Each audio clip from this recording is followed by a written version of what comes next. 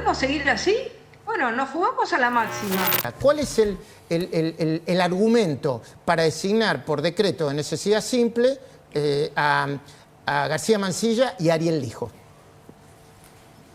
Bueno, la decisión es que el gobierno, ni bien comenzó su mandato, el presidente de la Nación, que es su atribución únicamente del presidente, envió dos candidatos, al doctor Lijo y al doctor García Mansilla. Ellos pasaron todas las pruebas que tenían que pasar, la audiencia, todos los mecanismos de apoyos o de rechazos que los candidatos pueden tener, y los pliegos estaban listos para tratarse.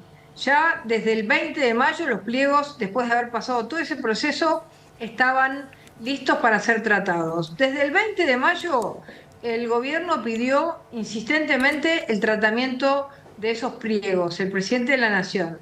La Corte estaba funcionando con 4 miembros y se sabía que uno iba a terminar su mandato por cumplir 75 años a fin de año. Es decir, que la Corte necesitaba más fortaleza institucional con sus 5 miembros. En ese tiempo no se trató nunca el pliego, es decir, ni siquiera se puede tratar a favor o en contra, ni se aprobó ni se rechazó, después de haber pasado por todas las instancias. Luego, no solamente se hizo eso, sino que se mandó a extraordinarias nuevamente la posibilidad del tratamiento. ¿Qué pasó? Finalmente nunca se trató. En consecuencia, lo que termina sucediendo es que el gobierno no puede pasar un año más con una corte de 3 miembros que puede tener un problema, cualquiera de esos miembros puede tener una situación en la que no esté en condiciones de poder ejercer su función. Y la corte va a quedar así porque en esta circunstancia, llevándolo al extremo, podríamos llegar a una corte con 0 miembros. Con 0 miembros si el Congreso, en esta pasividad, a propósito, en esta pasividad cómplice, sigue sin nombrar jueces. Ahora, ministra, ¿qué hace el presidente? Ejerce su autoridad.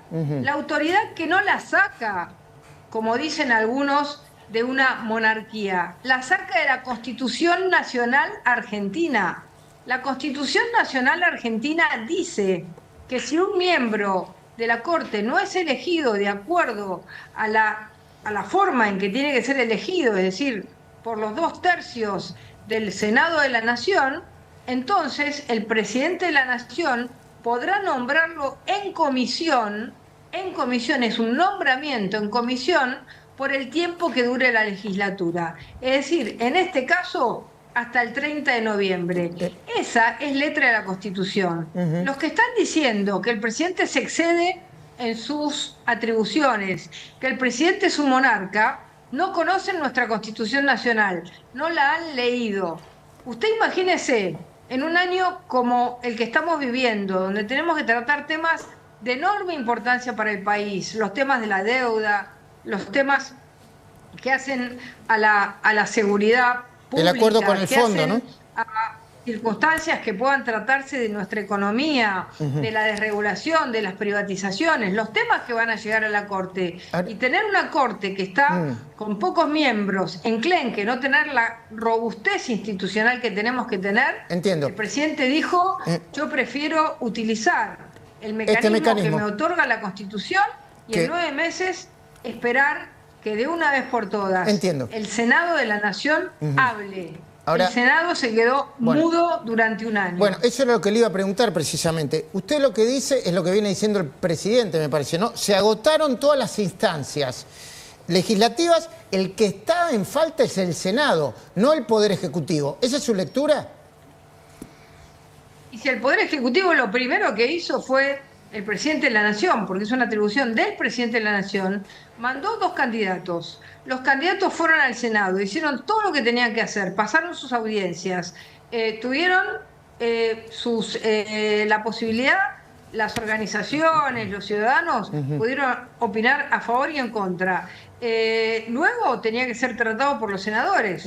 Los senadores se callaron la boca, hicieron silencio. Pero perdón, ni siquiera ministra, lo pusieron sobre la mesa para decir estamos de acuerdo o estamos en desacuerdo. Entonces, el presidente, en un momento en el que el país necesita esta solidez institucional, el presidente tiene que estar con una corte que si uno de los miembros se resfría, uno de los miembros tiene una enfermedad o una circunstancia determinada o un viaje o lo que sea, estamos con 2 miembros de la corte. Entiendo. Ahora, entonces, ministra, es una corte incompleta, una corte que no está, digamos, con las condiciones que necesitamos. ¿Podemos seguir así?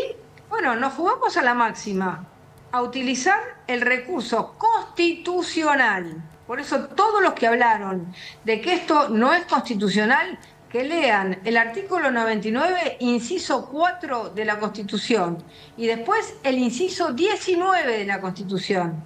Esto lo dice nuestra Constitución, lo votaron nuestros constituyentes, es lo que nos rige en nuestra vida institucional. Entonces, ministra, el presidente no se apartó 1 milímetro de la Constitución Nacional. Ahora, ministra, usted esperó un año esperó. Entiendo. Ministra, usted no se le escapará, porque es una dirigente política de muchos años, mucha experiencia, que a partir de esta decisión van a haber unas discusiones políticas, pero de mucha intensidad y de altísima temperatura. Ya parte de los senadores, parte del bloque de senadores que responden a la oposición, pero que son mayoría, han dicho que se lo van a voltear esto, que van a voltear las designaciones y que no van a poder asumir.